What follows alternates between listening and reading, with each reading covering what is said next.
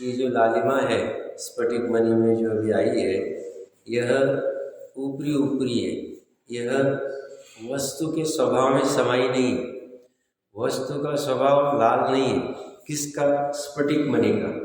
तो स्फटिक का जो स्वभाव है वो स्वच्छता, शुद्धता, निर्मलता है। और लालिमा जो है ये पर के निमित्त से आई है। ऐसे ही आत्मा में राग द्वेष ये स्वभाव नहीं है, ऊपरी ऊपरी, अंदर में गए ही नहीं, है ही नहीं, भाषित होते हैं क्योंकि स्वच्छ स्वभाव का निर्णय नहीं। इसलिए अंत में क्या कह रहे हैं? आत्मा तो अपने स्वच्छता रूप चैतन्य गुण में विराजमान है। किसका आत्मा? मेरा आत्मा। कहाँ विराजमान है? चैतन्य गुण में। चैतन्य गुण कैसा है? स्वच्छ। कैसा स्वच्छ? कि जिसमें तीन लोग तीन काल सहज में जानने में आ जाता। स्वच्छता इतनी है कि अभी तो स्वच्छता में थोड़ी कमजोरी है, तो थोड़ा थोड़ा ही जानने में आ रहा है पर्याय में।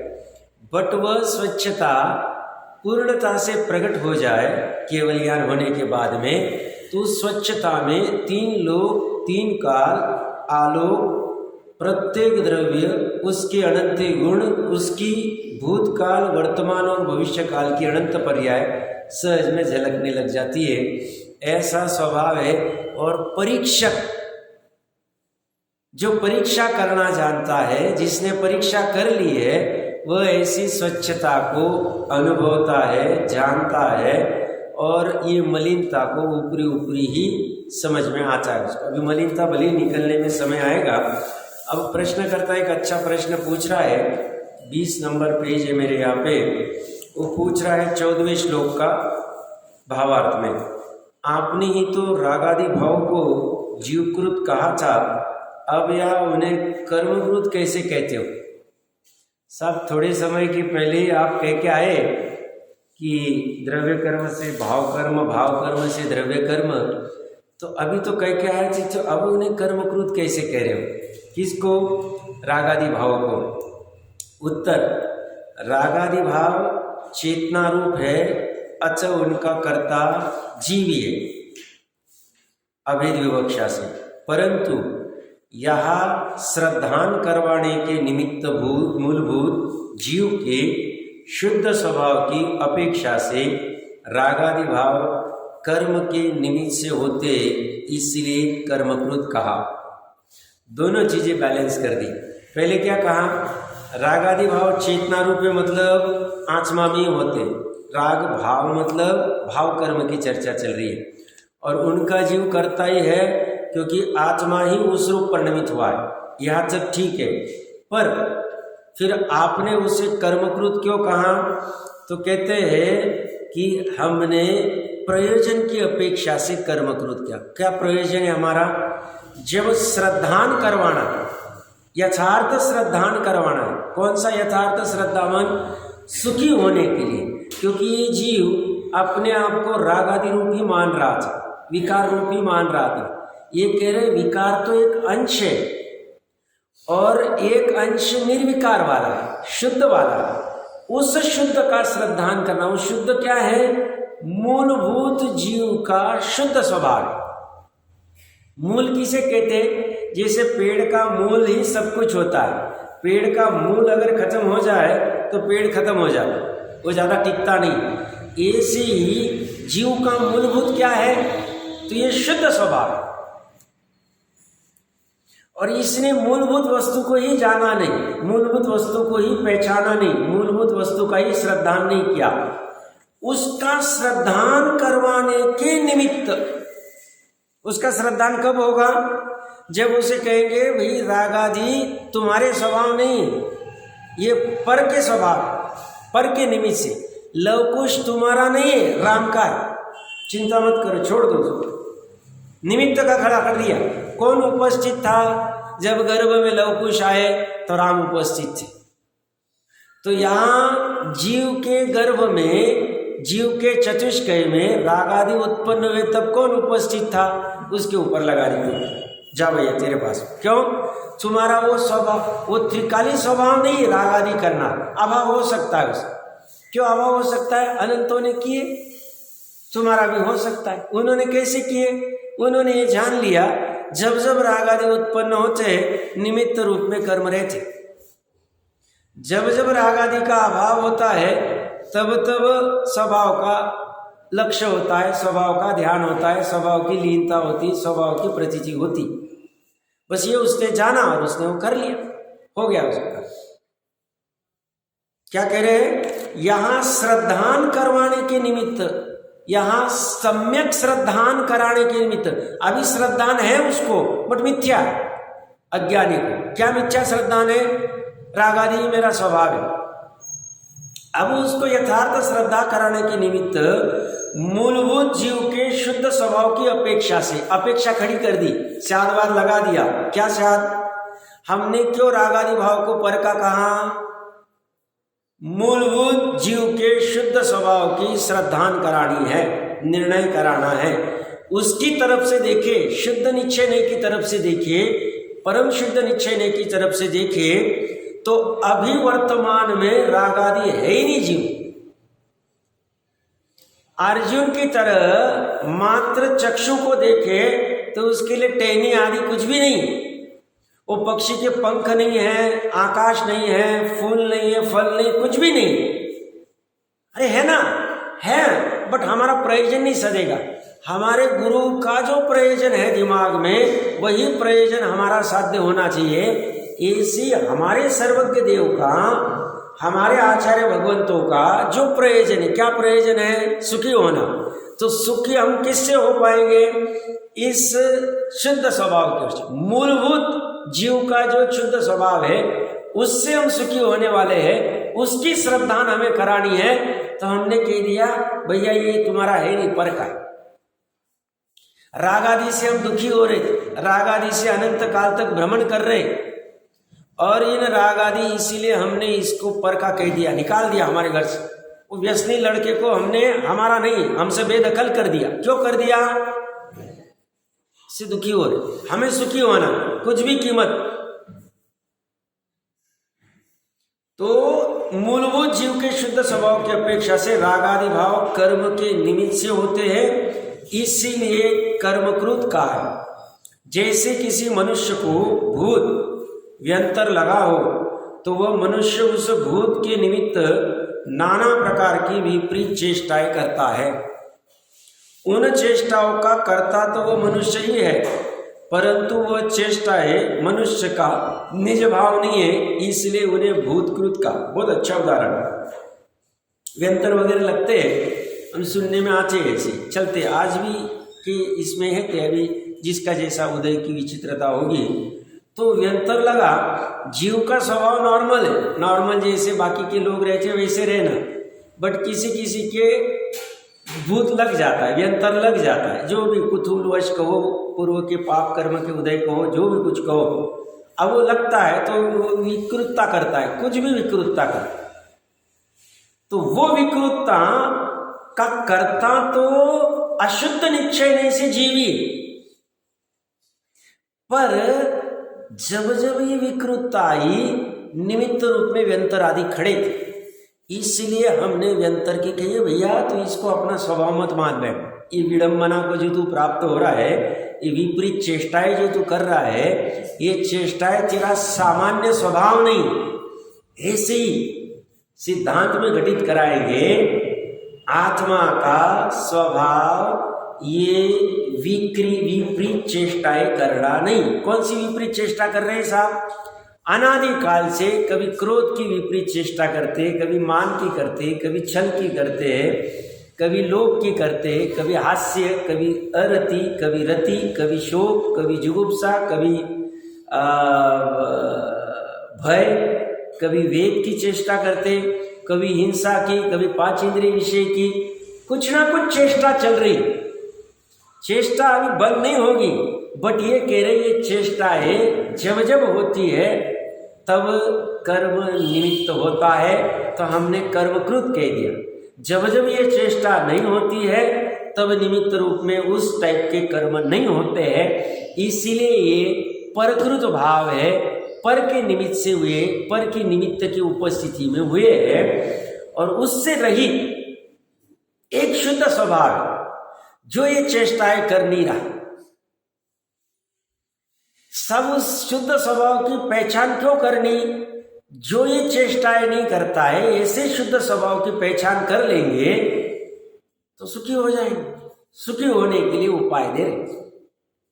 टोडरमल जी साहब ने दूसरे अधिकार में लिया ना, रोगी है, वैद्य के पास जाता है, वैद्य उसको बताता है क्या क्या रोग हुआ है, किस कारण से हुआ है और क्या उपाय करना है, क्या पथ्य पालने, सब कह देते हैं।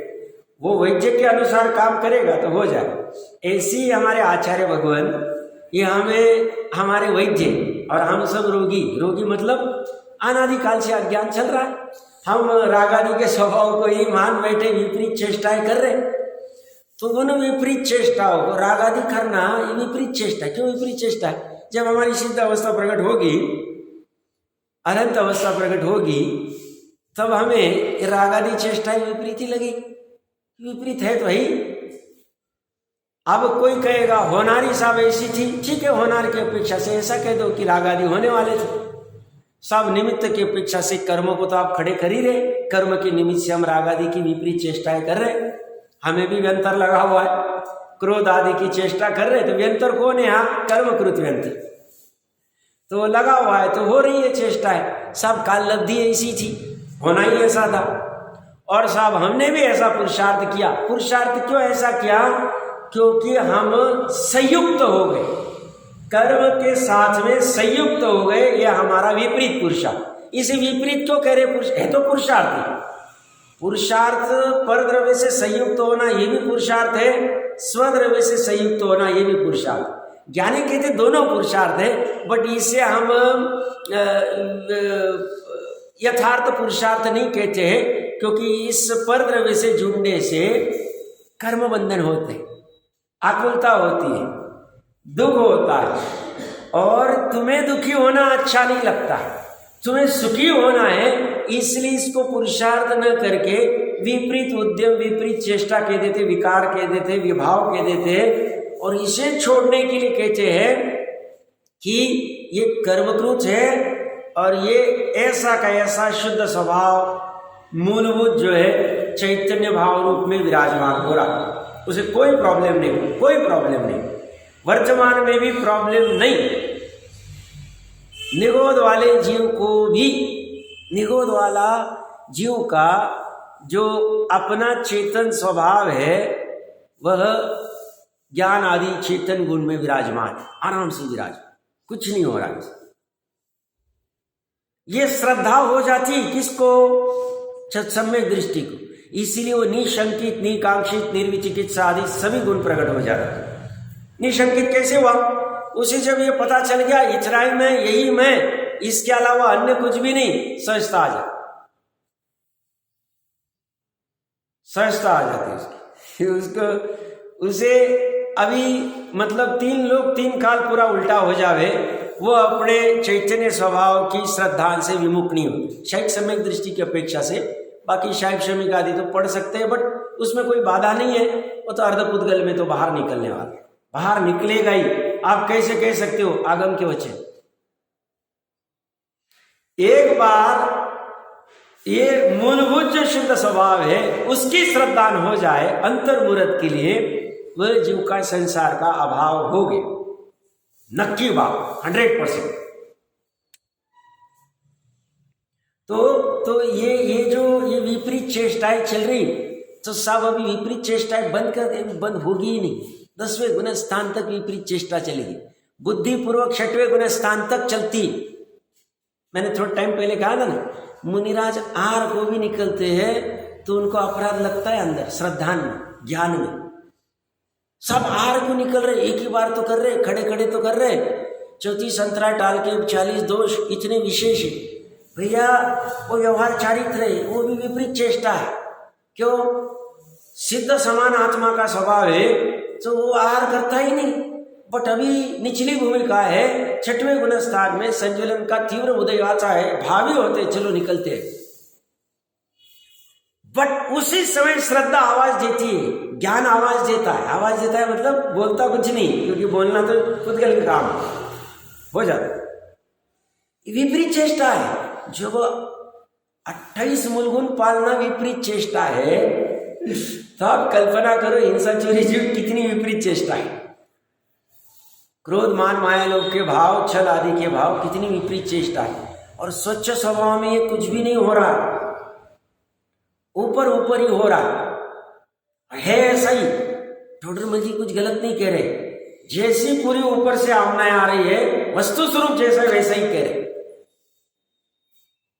प्रदेश भले ही एक हो जाओ, उन्हीं प्रदेशों में विपरीत चेष्टाएं भी चल रही है और उन्हीं प्रदेशों में स्वच्छ स्वभाव भी विराजमान है।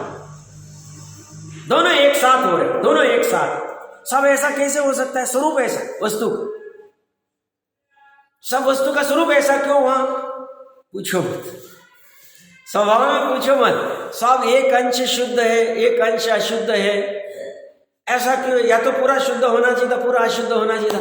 पूरा शुद्ध रहता था तो जो तत्वार सूत्र जी को कहते हैं 12 अंक का सार आ गया 357 सूत्र में, संसारिणो मुक्तश्च, गलत हो जाओ, फिर संसार पूर्वक मुक्ति होती ही नहीं, फिर अनादि से सभी मुक्त ही रहते। तो ये जो तामझाम चल रही है सब, ये संसार में क्या तामझाम चल रही है, भागा दौड़ी जो भी चल रही है, ये चलती ही नहीं, मुक्त ही रहते थे। पूर्ण शुद्ध रहता था, और पूर्ण अशुद्ध रहता था तो ये 6 माह 8 महीने में 608 जाते ही नहीं, दोनों होते नहीं थे। परंतु क्या है कि वो जो अशुद्ध स्वभाव है, क्षणिक स्वभाव, विकार वाला स्वभाव, जो पर्यायगत योग्यता वाला है, उसका अभाव हो सकता है, अभाव हो सकता है उसका। आप कैसे कह सकते अनंतों ने अभाव किया है, तो अभाव तभी तो हो सकता है। इसीलिए मूलभूत शुद्ध स्वभाव की श्रद्धान कराने के लिए कह रहे हैं ये कर्मकृति। और जब वो जीव कहता है कर्मकृत्य साहब क्या करे, हम विकार कर रहे, हमारी इच्छा नहीं, आत्मा तो सिद्ध समान है, उसे कहती भैया तेरे आत्मा में हो रहे, दोनों अपेक्षाएं खड़ी करें। इसलिए समय सार जी में चारों अपेक्षाएं हैं। कभी तो राग द्वेष को आत्मा का कह दिया अशुद्ध निश्चय से, कभी तो उसे कर्मकृत कह दिया, कभी तो दोनों मिलके कह दिया, और कभी तो किसी का नहीं किया। चारों विवक्षाएं आ गए बात। तो यहां ये कह रहे हैं, ये उन्हें भूतकृत कहते हैं। किस अपेक्षा से? जब जब ये ऐसी चेष्टा करता है, निमित्त रूप में व्यंतर आदि का सहवास होता है। उसी प्रकार सिद्धांत में यह जीव कर्म के निमित्त से नाना प्रकार विपरीत भाव रूप प्रणमन करता है। ऊपर के उदाहरण में नाना प्रकार की विपरीत चेष्टाएं करता है। अब चेष्टा को भाव कह रहे, कोई बाधा नहीं। अब ये होगा, अभी इसको छोड़ने की बात ही नहीं चल रही है। हमारी यहाँ पे चर्चा ये शास्त्र पढ़ने की, समय सार भी हमने पढ़ा, ये भी पढ़ा, श्रद्धा ज्ञान को ठीक करना है, बाकी चारित्र हो जाएगा। क्योंकि जब श्रद्धा और ज्ञान ठीक हो जाएंगे, अनंतानुबंधी का चारित्र का विकार अभाव हो जाए। अनंतानुबंधी के चारित्र का विकार का अभाव हो गया, 99.99999% काम हो गया। अभी जो 0.00001% काम बचा है, उसमें कोई इतनी चिंता करने की जरूरत नहीं, वो ऑटोमेटिक हो जाए। इसमें पुरुषार्थ करने को कहेंगे। किसमें पुरुषार्थ करने को कहेंगे? शुद्ध मूलभूत शुद्ध स्वभाव के श्रद्धान में।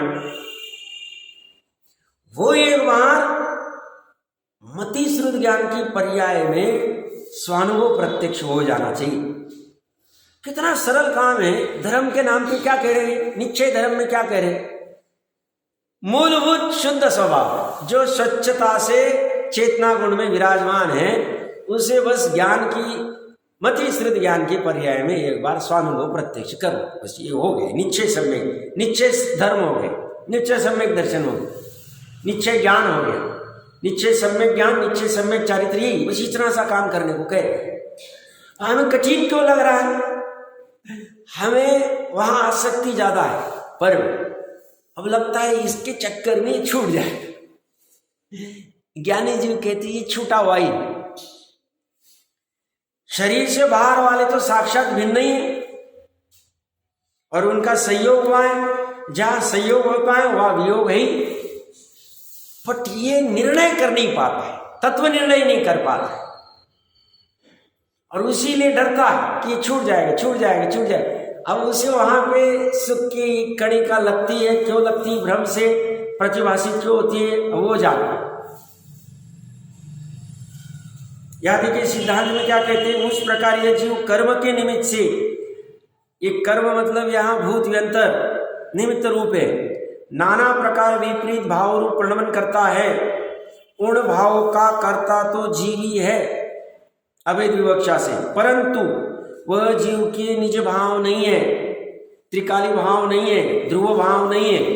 अतः उन भावों को कर्मकृत कहते हैं, अथवा कर्मकृत जो नाना प्रकार की पर्याय, कर्मकृत नाना प्रकार की पर्याय क्या हो रही है, क्रोध आदि जो मैंने कही, कषाय आदि की, वर्ण गंध रस स्पर्श कर्म नो कर्म, देव नारक मनुष्य तीर्यन शरीर सहनन संस्थान आदि भेद, अथवा पुत्र मित्र मकान धन धान्यादि भेद, इन समस्त से शुद्ध आत्मा प्रत्यक्ष भिन्न नहीं है। ये 50 से 55वीं गाथा है ना, 29 प्रकार के बोल, ये सब कुछ भी नहीं। 14 मार्गणा स्थान, 14 गुण स्थान, प्ररूपणा कुछ भी नहीं, रस गंध वर्ण स्पर्श कुछ भी नहीं। और मैं कल कह रहा था ना, परमात्मा प्रकाश जी में जो 80 से 86वीं गाथा के आसपास 8 गाथा है, यही बता रहे, पुत्र नहीं है, मित्र नहीं है, मकान नहीं, साक्षात भिन्न है, माता नहीं, पिता नहीं, सब माता पिता तो दैवत है ना, व्यवहार से हम दैवत ही समझेंगे, व्यवहार से तो हम पंचपरमेष्ठी को भी तो भगवान ही समझते हैं ना, पर व्यवहार ही निश्चय की जब बात आती है तो उनमें अपने तो वाला श्रद्धा नहीं होता है हमारा, और ये उनकी आज्ञा, हमारी आज्ञा नहीं। तो ये सबको बाहर खड़ा कर दिया। किस किस को बाहर खड़ा किया, नाना प्रकार की पर्याय, कौन सी भी पर्याय ले लो विकार वाले। यहां पे कोई कहेंगे सब कर्मकृत कह रहे, तो मात्र कर्म के उदय जनित लेनी, ठीक है उदय जनित ले लो, उपशम शैक्षम रिलेटेड मत लो, बट है तो वो भी, मैंने कल तरकीब से कहा था कि शायद ज्ञान भी और कर्म के क्षय के निमित्त से होते, हमें बाहर निकाल दिया, शुद्धात्मा में है ही नहीं हूं। 5 भाव में से 4 भाव कर्मकृत है, औदैहिक भाव, औपशमिक भाव, शैक्षमिक भाव और शैव भाव। एकमात्र पारणामिक भाव ही कर्मकृत नहीं, उसमें भी अशुद्ध जीवत्व कर्मकृत।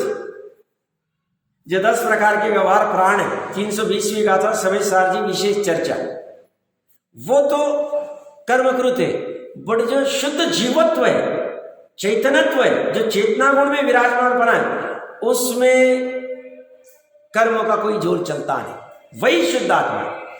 भव्यत्व भव्यत्व भी पर्याय है, भव्यत्व नाम का कोई गुण नहीं आत्मा में, भव्यत्व नाम की कोई पर्याय नहीं, पर्याय गुण है नहीं, ना द्रव्य भव्यत्व नाम का, अभव्यत्व नाम का भी कोई गुण नहीं।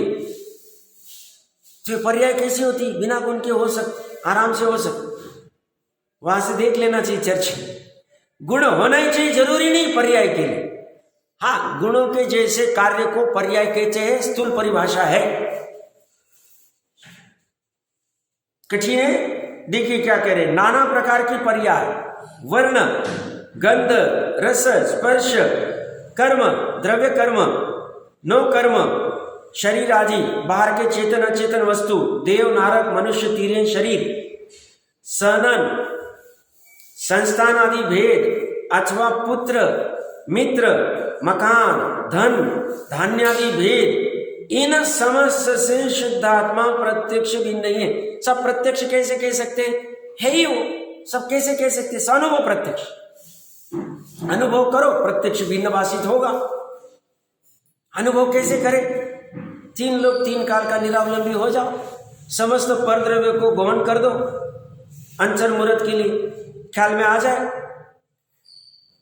सब उसकी लीनता कैसे करें, पहले निर्णय करो, उसको जानो कैसा है वो, कौन, शुद्धात्मा, मूलभूत शुद्ध स्वभाव, स्वच्छता से जो चेतना गुण में विराजमान है उसका ज्ञान करो और फिर ध्यान हो जाए।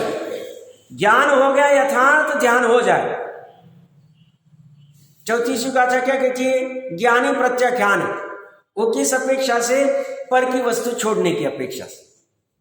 समेसार जी की अब यहां क्या कह रहे हैं? वो शुद्ध स्वभाव का ध्यान कब हो जाएगा? जब ज्ञान हो जाए, यथार्थ ज्ञान हो जाए। तो यहां ये जो पुत्र मित्र मकान धन धान्यादि भेद, इन समस्त से, समस्त पर द्रव्य से शुद्धात्मा प्रत्यक्ष भिन्न ही है। ही लगाया मतलब सम्यक एकांत। हमारे मानने से स्वरूप चेंज नहीं होगा, स्वरूप ऐसा ही रहेगा।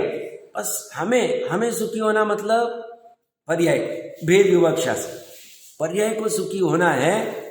तो ये निर्णय कर ले कि मेरा एक ऐसा स्वभाव है जो शुद्ध है और इन सब से रहित है।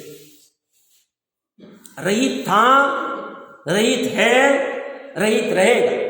भले ही सिद्ध अवस्था में रहो या संसार अवस्था में रहो।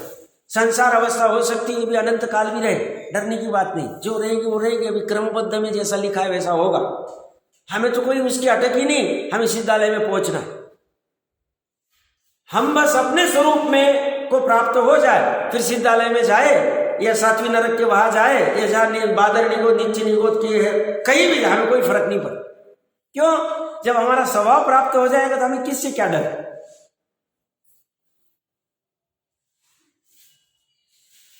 तो ये क्या कह रहे हैं? वो शुद्ध स्वभाव शुद्ध ही बना रहेगा हमेशा, कभी भी अशुद्ध होगा नहीं, हुआ नहीं, हो सकता नहीं। क्यों नहीं हो सकता? उसका ऐसा स्वरूप ही ऐसा।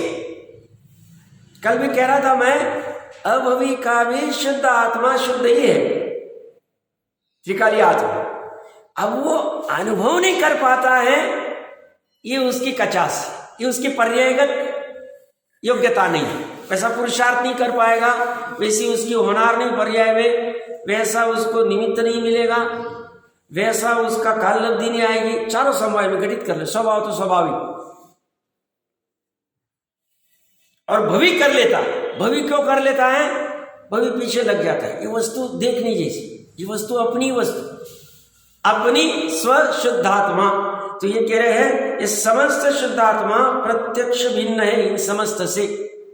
वर्तमान में ऐसा घर में रहते हुए ये चक्रवर्ती शांतिनाथ कुंतुनाथ आदि प्लस आदिनाथ भगवान नीलांजना का नृत्य देख रहे हैं। वो भिन्न भाषित हो रहे कि एक भाषित हो रहे? वो तो उसकी उपस्थिति में हमें वो भाव आएगा वैराग्य का, और हम बस निकल जाएंगे छोड़ के। बस उतनी सी बात है। बट उसके साथ में एकत्व था ही नहीं। वो कौन होती कराने वाली? वो नहीं भी काल करती थी, जिस निमित्त से होना है उस निमित्त से हो जाता था।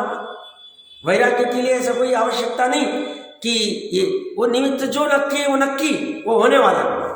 उनके लिए वो, किसी लिए बाल हो गया, किसी के लिए इंद्रधनुष हो गया, किसी के लिए क्या हो गया, होता रहेगा। निमित्त करवाता कुछ नहीं। और तो अगर इंद्र, तो नीलांजना की वजह से अगर आदिनाथ भगवान को वैराग्य हुआ तो वहां और नीलांजना का नृत्य साथ में कितने लोग देख रहे, उनको क्यों नहीं हुआ? तो बाकी के भी छे वहां नहीं हुआ। वो तो लोकांतिक देव भी छे, वहां तो सौदर में बाकी भी छे, जितने भी आए थे वो सब कुछ नहीं रहते। निमित्त कुछ भी करता नहीं उपादान में काम। यहां तो निमित्त तो छोड़ो, वो तो आत्मा के बाहर है। आत्मा में त्रिकाली शुद्ध आत्मा भी पर्याय में कुछ काम नहीं करता है। आधार की अपेक्षा से व्यवहार से कह देते हैं पर्याय द्रव्य में होती। बाकी पर्याय को त्रिकाली कर सकता था तो अभी तक उसने सम्यक क्यों नहीं किया? सम्यक ज्ञान क्यों नहीं करा? सम्यक दर्शन क्यों नहीं करा? गुण भी नहीं कर सकते। अगर गुणों में से पर्याय निकल रही है तो गुण अगर पूर्ण केवल ज्ञान रूप परिणमित हो रहा है, निर्मल परिणमन कर रहा है, तो फिर पर्याय क्यों विकारी परिणमन कर रही है? कुमति ज्ञान को श्रुत ज्ञान वाली कुछ नहीं कर रही। होते द्रव्य में पर्याय का अलग से अस्तित्व नहीं, बात नक्की। गुण का अलग से अस्तित्व नहीं, बात नक्की। द्रव्य भी होते हैं सब, पर प्रत्येक अपना अपना काम कर रहे हैं। त्रिकाली अपना काम कर रहा है, त्रिकाली की वजह से ज्ञान गुण का काम हो रहा है। अभी बात नतीजी गुण की बात कर रहा हूं, पर्याय की बात नहीं कर रहा। ज्ञान गुण का काम अपना चल रहा है, दर्शन गुण का अपना चल रहा है, अस्तित्व गुण का अपना चल रहा है, अनंत गुणों के समरूप त्रिकाली का काम अपना चल रहा है पुंज रूप, और पर्याय का काम अपना चल रहा है। बस ये सुंदर व्यवस्था है। व्यवस्था को समझे, इस शुद्धता को समझे, सर्व से भिन्न की शुद्धता अनुभव में, फिर इक्का का टेंशन आएगा। क्यों बीपी बढ़ेगी हमारी, क्यों हमारी डायबिटीज होगी, क्यों हमें थायराइड आएगी, क्यों हमें ये क्या बोलते हैं सिर दुखने, क्या माइग्रेन क्या क्यों होगा, क्या कारण। वस्तु व्यवस्था सुंदर है, हम देखना नहीं चाहते और हम कषाय करना चाहते हैं बाहर में, तो बाहर में कषाय करेंगे तो ये सब होगा ही, सब होगा। और जैसे जैसे अपनी शुद्धता के शुद्ध स्वभाव का भान होता जाएगा, हटता जाएगा। कल चर्चा चल रही थी शाम में, जैसे जैसे मोह गलता है वैसे वैसे सम्यक दर्शन होता है। अब उनकी अपेक्षा है, वैसे तो अंतर मुहूर्त में 5 लब्धि होके और हो जाता है काम, बट ये पूरे प्रोसेस की अपेक्षा से कथन कर रहे हैं। तो मोह गालो, मोह किसके प्रति, समस्त परद्रव्य, नाना प्रकार की पर्या, वर्ण गंध रस स्पर्श, कर्म नो कर्म, देव नारद मनुष्य शरीर 3 इंच का, और ये सनन संस्थान, पुत्र मित्र मकान धन धान्य आदि समस्त से, इनसे तो साहब इनसे मोह खत्म करे तो क्या द्वेष करने लग जाए, द्वेष भी मोह ही, तो करे क्या, उदासीनता, न्यूट्रल कैसे रहे, राग भी नहीं और द्वेष भी नहीं, बस ज्ञाता दृष्टि। ये कैसे हो सकता है, पर्याय का हो सकता है, पॉसिबल, ज्ञानी कर सकते, हमारा भी हो सकता है, इम्पॉसिबल नहीं। तो वो ज्ञाता दृष्टापना वो कैसे होगा, ग्रंथि भेद से ही होगा, ग्रंथि भेद के बिना होगा नहीं, क्योंकि 1-1 मिनट के लिए अभी ज्ञाता रहना है, अभी दृष्टा रहना है, मित्र है बट अपना नहीं है, ऐसा विकल्प से कुछ काम नहीं होगा। उपाय एक ही सबका, रामबाण, कि उससे समस्त सबसे भिन्न जो शुद्धात्म स्वरूप है उसकी अनुभूति कर ले। उसकी श्रद्धान कराने के लिए कर्मोकृत कहा गया है, किसको, रागादि को। प्रकरण वहां से चल रहा है। तो ये कह रहे हैं इस प्रत्यक्ष भिन्न नहीं। जिस प्रकार कोई मनुष्य अज्ञानी गुरु के कहने से एकांत झोपड़ी में बैठकर भैंस का ध्यान करने लगा, अपने भैंसे के समान विशाल शरीर वाला चिंतन करने लगा, और आकाश जितना ऊंचा सींग वाला अपने को मानकर सोचने लगा कि मैं इस झोपड़ी से बाहर कैसे निकलूंगा, उसके सींग अटक गए। यदि वह अपने को भैंसा न माने तो मनुष्य स्वरूप से तो स्वयं है ही। क्या गजब उदाहरण गजब। अब अच्छे से विचार करना है, क्या कहना चाह रहे हैं, सिंपल बात। झोपड़ी में बैठा है, भैंसा मान रहा है, और उसने आकाश के इतने विस्तृत अपने आप के शरीर को, सींग को, जो भी, और सींग अटक गए, अभी निकल नहीं पा। उसके लिए क्या करना, ओ तोते का उदाहरण आता है, नलिनी का, तोता पेट में नलिनी लगाई, उसके ऊपर बैठा और उल्टा हो जाता। अब ये क्या मान बैठा है, मुझे किसी ने पकड़ लिया। पकड़ा है किसी ने नहीं, बस उसे पंख उड़ाने उड़ गया। ऐसी इसकी हालत हुई। इसको किसने भैंसा बनाया, स्वयं निमित्त रूप में कुदेव को गुरु आदि कुछ भी रहेगा, और ये भैंसे का आकार का अपने आप को अनुभव कर रहा है। वर्तमान में भैंसा है कि मनुष्य है, मनुष्य ही है। तो जब मनुष्य ही है, भैंसा हुआ नहीं, तो बोलते भैंसे पने का उस विकल्प का अभाव कर दो, मनुष्य तो बना ही, तो अभी वहां बाहर निकलने की क्या आवश्यकता, कुछ भी जरूरत नहीं। ऐसे ही ये मनुष्य की जगह आत्मा है, और भैंसा मतलब अपने आप को क्रोध करने वाला, मान करने वाला मनुष्य, तिर्यंच शरीर वाला, धन वाला, निर्धन वाला, रोगी निरोगी, पुत्र वाला, बिना पुत्र वाला, मित्र वाला, आदि आदि आदि जो कुछ मानता है, ये सब भैंसे की जैसी आदि। अब ये मान्यता किसने की, उसी ने। छोड़ेगा कौन, मोह जिसने किया वो छोड़े, दूसरा छुड़वा नहीं सकता, क्योंकि दूसरे को छुड़वाना रहेगा तो अपने चतुष्कय में आना पड़ेगा। अपने चतुष्कय में आएगा और लो स्वामी मैंने मोह निकाल लिया उसमें से, ऐसा तो हो ही नहीं सकता है। क्यों? दो द्रव्य के बीच में कोई संबंध ही नहीं। वज्र की दीवार है, द्रव्य क्षेत्र काल भाव में प्रवेश हो सकता नहीं चतुष्कय में। तो जब ऐसा है तो मोह कैसे निकाले? जैसे इसने मोह निकाला, इसने अनुभव कर लिया, अरे मैं तो वैसा हुई नहीं, मैं तो मनुष्य हूं, हो गया उसका। वैसा किसने माना था? स्वयं। वैसे बने का मान्यता का अभाव किसने किया? स्वयं ने। हो गया। नहीं करे तो अटका ही रहेगा, सींगे अटके रहेंगे, फिर तो परेशान हो जाए। बस ऐसे ही उसी प्रकार सिद्धांत में यह जीव मोह के निमित्त से, वहां गुरु के निमित्त से, यहां मोह के निमित्त से अपने को वर्णाधिक स्वरूप मानकर, वर्ण रस गंध वर्ण स्पर्श वाला मानकर, शरीर आदि वाला मानकर, मित्र पुत्र आदि वाला मानकर देवादि पर्याय में अपने तो मानता है। यदि न माने तो अमूर्तिक शुद्धात्मा तो आप बना ही बैठा है। श्रद्धा की पर्याय अगर अपने आप को अमूर्तिक शुद्धात्मा माने तो देवादि पर्याय का भाषित होती ही नहीं। चतुर्थ गुणस्थान और उसके ऊपर वाले अपने आप को मनुष्य रूप, पुरुष रूप, धनवान रूप, निर्धन रूप, चक्रवर्ती रूप अनुभव नहीं करते, श्रद्धा नहीं करते। करने लग जाए तो मिथ्या दृष्टि,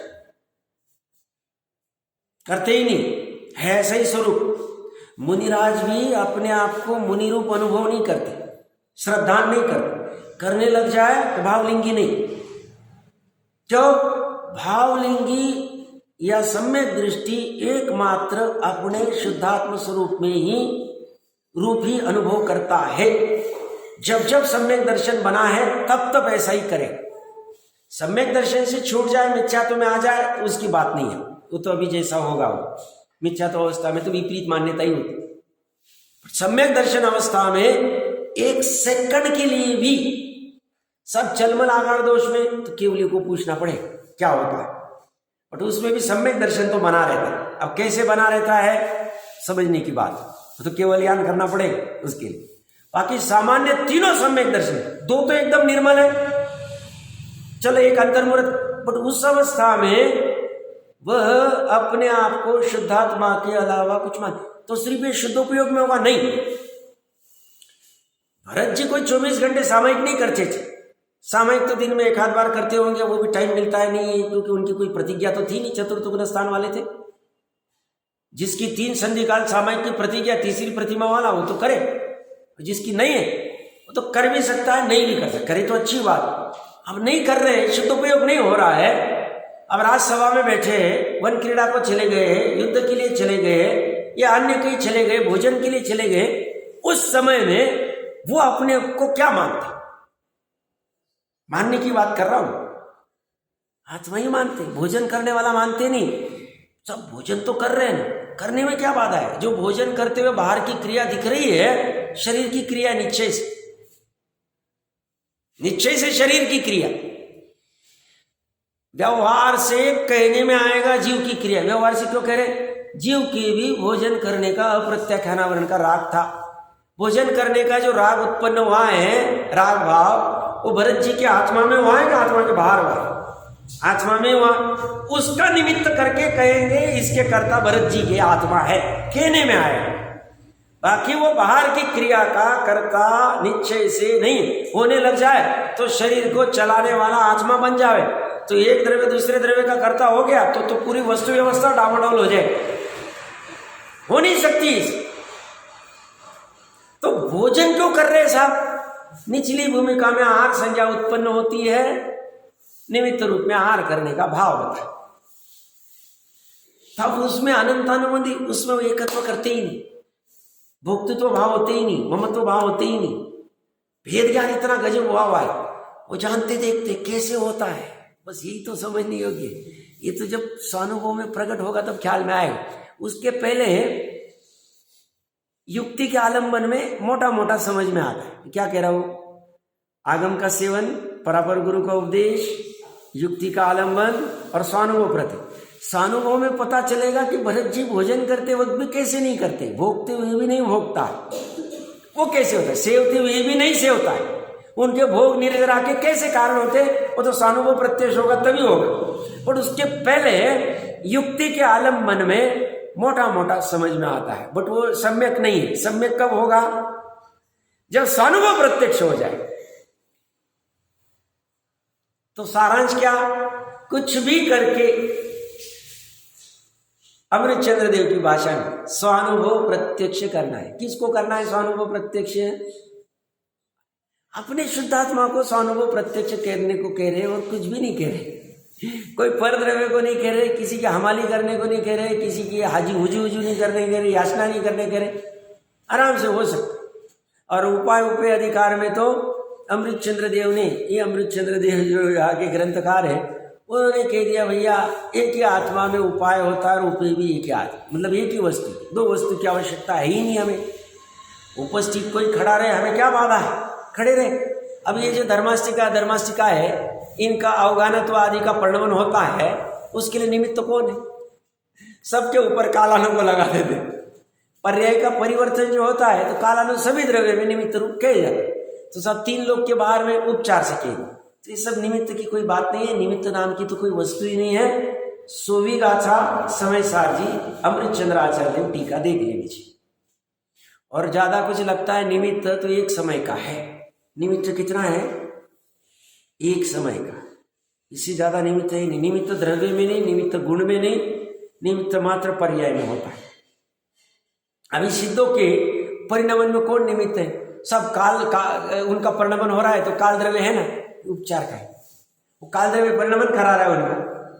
वो अगर काल द्रव्य काम करना, जैसे बचपन में एक कहानी पढ़ी थी स्कूल में, आप लोगों को होगी, एक कोई बुढ़िया अम्मा थी जो पुड़ी में रहती थी, उसके पास एक हॉर्न था। हॉर्न क्या बोलते हैं उसको? हॉर्न को क्या बोलते हैं? वो कोमड़ा, क्या मराठी में कोमड़ा बोलते हैं उसको, क्या बोलते हैं? मुर्गा शब्द याद नहीं आ रहा था। तो मुर्गा उसके पास होता है, सुबह जैसे सूर्योदय होता है तो बाग देता है। तो बुढ़ी को लगता है मेरा मुर्गा बाग देता है, इसकी वजह से सूर्य आता है, अब मैं मेरे और कुछ गांव वालों से झगड़ा हो जाता है। तो क्या करती है, उस मुर्गे को टोकरी में पैक कर देती है, ताकि वो बाग नहीं देगा तो सूर्योदय नहीं होगा। उसे क्या भ्रम हो गया, उसके चक्कर में उसने वो किया, पर सूर्योदय तो होना ही, उसकी वजह से कुछ रुकने वाला है नहीं, सूर्योदय तो हो गया। ये माचा पीट रही है, अज्ञान अवस्था में कुछ भी, ये जैसे भैंसे का वो पीटता है, ऐसी पर द्रव्य के कुछ भी जरूरत नहीं। कोई खड़ा रहे तो रहे ना, हमें क्या प्रॉब्लम, कोई भी खड़ा रहे, पंच परमेष्टि खड़े रहे, जिन बिंब खड़े रहे, हमारे सम्यक दर्शन होते हुए हम महिमा में गाएंगे उनकी, वो शुभ उपयोग होगा, हमें शुभ राग होगा। बट वो भी जानते हैं श्रद्धांश से महिमा नहीं गा रहा, श्रद्धांश से कोई पर द्रव्य की महिमा गाने योग्य है ही नहीं। सब ये एकांत है, सम्यक एकांत, स्वाधीनता की बात चल रही, कन कन की। ऐसा नहीं कि हम ही स्वाधीन है, समस्त तीन लोग पूरा स्वाधीन है, स्वतंत्रता से। एक परमाणु भी स्वाधीनता से परिणमित कर रहा है। हम ऐसा नहीं कि सिर्फ जीवों को ही स्वाधीन स्वतंत्र कह रहे, हम तो कह रहे छह द्रव्य स्वाधीन है, स्वतंत्र है। तो प्रकरण कहां से लिया? तो सिद्धों का जो परिणमन चल रहा है, काल द्रव्य को निमित्त रूप में कह दो तो मुर्गे की जैसी हालत होगी। मुर्गा बाग देगा तो सूर्य उगेगा, तो ये काल द्रव्य का परिणमन होगा तो फिर सिद्धों का परिणमन होगा। अभी बात न थी, सिद्धों का परिणमन होगा निमित्त रूप में, काल द्रव्य के ऊपर आरोप आ जाए, परिवर्तन में निमित्त रूप है, इसलिए बाकी और कुछ होता नहीं है, कोई किसी के परिवर्तन कराने से होती नहीं है। तो ये कह रहे हैं, ये यदि न माने, क्या न माने? वो जो उसके मोह के निमित्त से वर्णादि जो भी हो रहे रूप मानकर, वो अगर न माने तो हम मूर्तिक शुद्धात्मा तो आप बना ही बैठा है वर्ण रस गंध आदि की। इस प्रकार यह आत्मा कर्मजनी रागादि भाव अथवा वर्णादि भाव से सदाकाल भिन्न है, सिद्ध अवस्था में भिन्न नहीं होगा। चौथे गुण स्थान वाला शुद्ध आत्मा से ये बाकी वर्णादि को भिन्न अनुभव करता है कि नहीं करता है? करता है, 100% करता है, तभी उसको सम्यक दर्शन कहा जाए। और इसलिए सम्यक दर्शन है जितना ज्ञान है सम्यक है, जितना ज्यादा केवल ज्ञान होने की जरूरत नहीं हो, 13वें में हो जाए।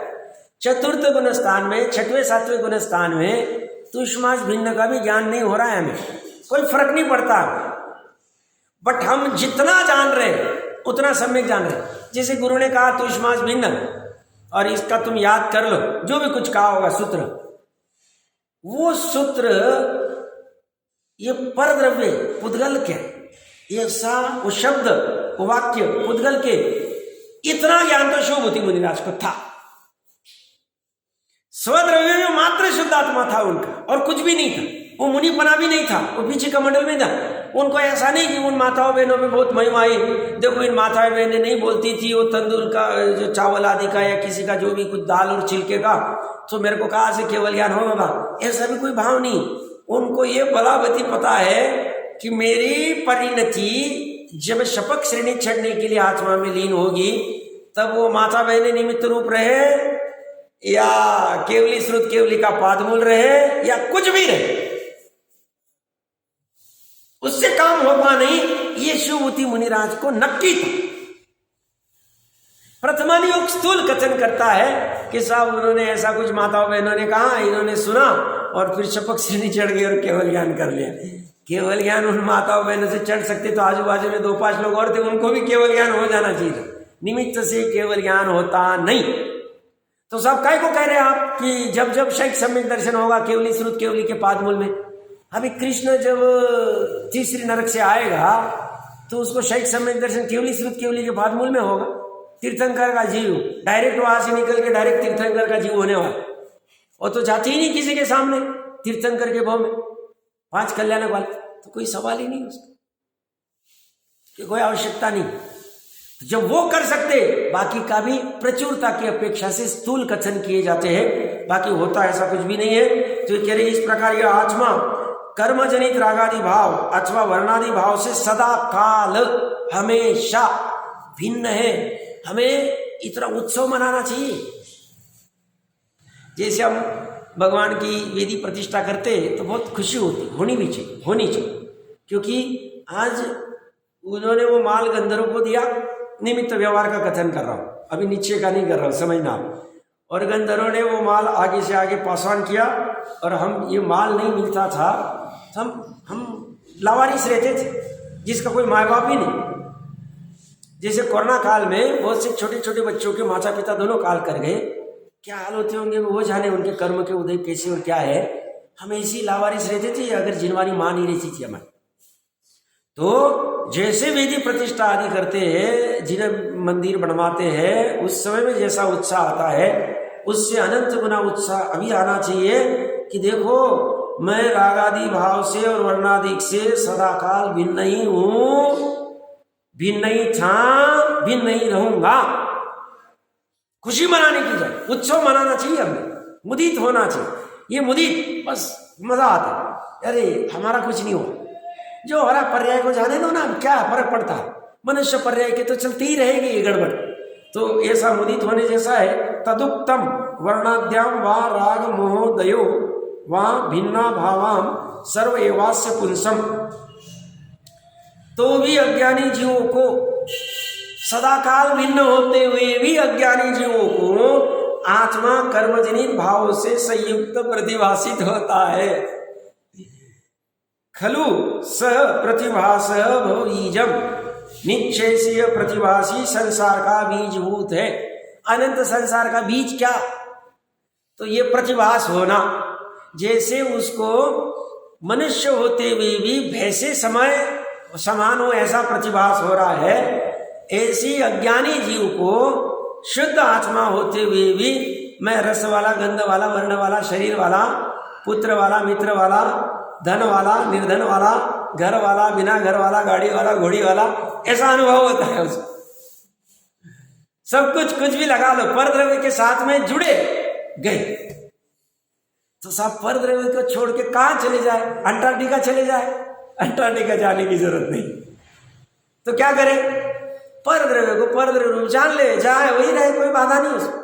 पर द्रव्य को पर द्रव्य वहां रहते, क्यों कीचड़ में कमल रहते हुए भी वो कमल के बाहर कहाँ चला जाए, कमल कीचड़ के बाहर कहाँ जाए, रहने दो कीचड़ में, वो कमल उससे लिप्त नहीं हो पाए। बस ऐसे ही निर्लिप्त होने की कला गृहस्थ अवस्था में भी कर सकते। अभी जल्दबाजी बाकी, अभी आगे 16वां श्लोक गजब आए, मुनि के स्वरूप आए गजब आए, 2-3 ही शब्द लिखे अमृतचंद्र देव ने, पर पूरा वस्तु स्वरूप खोल दिया।